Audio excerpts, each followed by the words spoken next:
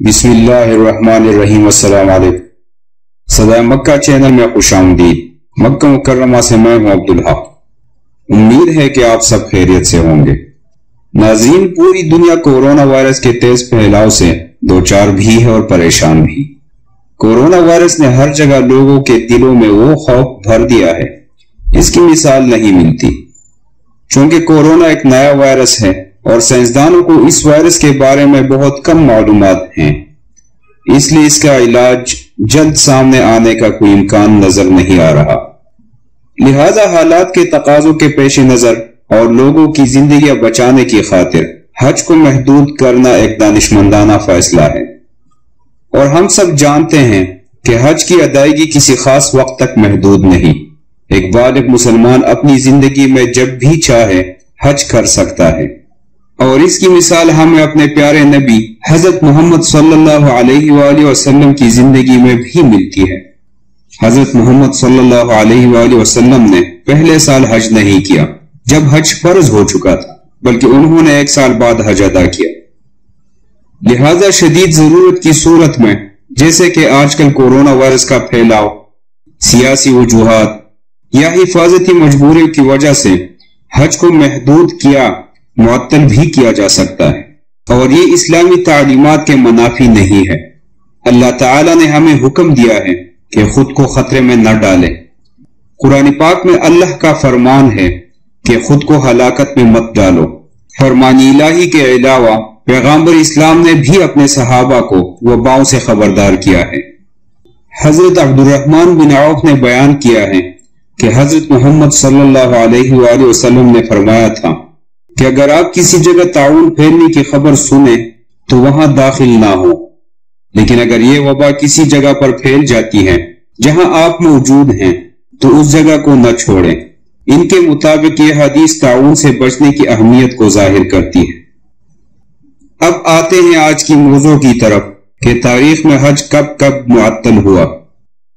ناظرین، حج کی ادائیگی میں خلل اور رکاوٹ پہلے بھی پڑی ہے، اور اس کی وجہ گزشتہ صدیوں کے دوران ایسے نامناسب حالات تھے جن کے باعث حج کے انتظامات اور بحفاظت حج کی ادائیگی ممکن نہیں تھی۔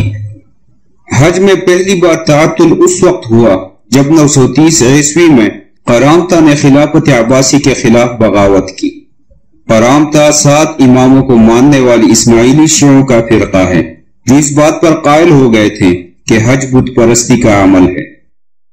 قرامطیان نے حج کے 8ویں دن حاجیوں پر حملہ کر دیا اور 30,000 سے زیادہ حجاج کو شہید کر دیا، لاشوں کی بے حرمتی کی، اور حج اسود لے کر اپنے دارالحکومت فرار ہو گئے۔ ان کی دارالحکومت موجودہ دور کے قطیف میں تھی۔ اس خونی حملے کی وجہ سے آئندہ 10 سال تک حج ادا نہ کیا جا سکا۔ حج کی ادائیگی میں دوسرا خلل 968 عیسوی میں ہوا۔ اس کا حوالہ ابن کثیر کی کتاب البدایہ والنہایہ میں بھی ملتا ہے۔ اس کتاب میں بتایا گیا ہے کہ مکہ میں ایک بیماری پھیل گئی جس نے بہت سے حجاج کرام کی جان لے لی۔ اسی دوران حاجیوں کو مکہ لے کر جانے کے لیے استعمال ہونے والے اونٹ پانی کی قلت کے باعث ہلاک ہو گئے۔ بہت سے لوگ جو بچ کر مکہ مکرمہ پہنچ بھی گئے تھے وہ حج کے بعد زیادہ دن زندہ نہیں رہ سکے۔ اس واقعے کے 9 سال بعد بھی عراقی، مصری، وسطی ایشیا اور شمالی عرب کے مسلمان حج کرنے سے قاصر رہے۔ شاہ عبدالعزیز یونیورسٹی کے شعبہ تاریخ کے سربراہ ڈاکٹر عماد طاہر کے مطابق اس کی وجہ سیاسی بدامنی اور فرقہ وارانہ کشیدگی تھی۔ اسی طرح 1099 میں بھی جنگوں کے نتیجے میں پوری مسلم دنیا میں خوف اور عدم تحفظ کی وجہ سے حج کی ادائیگی نہ کی جا سکی۔ سن 1099 میں صلیبی جنگوں کے یروشلم پر قبضے سے 5 برس قبل خطہ عرب میں مسلمان رہنماؤں میں اتحاد کے فقدان کے باعث مسلمان حج ادا کرنے مکہ نہ آ سکے۔ سن 1168 میں مصری اور کرد کمانڈر اسد الدین کے درمیان تنازع کی وجہ سے مصری مسلمانوں کو حج کی اجازت نہ مل سکی۔ 13ویں صدی میں بھی حج ایک بار پھر تعطل کا شکار ہوا، اور 1256 سے 1260 عیسوی کے دوران کوئی بھی شخص خطہ حجاز سے حج کی ادائیگی نہ کر سکا۔ سنہ 1798 سے 1801 کے دوران फ्रांसीसी लीडर नेपोलियन बोनापार्ट ने मिस्र और शाम के इलाकों में फौजी कार्रवाइयां की, जिनकी वजह से मक्का के रास्ते ज़ायरीन के लिए गैर महफूज हो गए। तो नाज़रीन, ये थी हज की तारीख से कुछ मिसालें जिनसे पता चलता है कि हज कई मरतबा मुअत्तल हुआ और हत्ता के तारीख में एक बार हज 10 साल के लिए भी मुअत्तल रहा। लिहाजा अगर कोरोना वबा की वजह से इस साल हज को महदूद किया गया तो ये कोई बहुत बड़ी तशवीश की बात नहीं, चूंकि हज की बुनियाद इस्तिदलाल और मंतक पर रखी गई है। लिहाजा अगर सेहत के जिम्मेदार हुकाम को मालूम हो कि कोई मुताद्दी बीमारी मौत का सबब बन सकती है तो लोगों की जिंदगियों का तहफ्फुज हज से ज्यादा जरूरी है।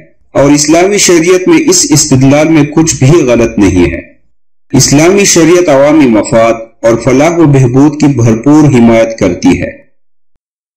उम्मीद है नाजरीन कि आपको हमारी आज की वीडियो अच्छी लगी होगी। इस वीडियो को अपने दोस्तों के साथ शेयर कर लें और मजीद वीडियोस के लिए सदाए मक्का चैनल को सब्सक्राइब करके मौजूद घंटी के निशान को जरूर दबाइए ताकि हर नई आने वाली वीडियो की नोटिफिकेशन आप लोगों तक बर वक्त पहुंच सके। शुक्रिया।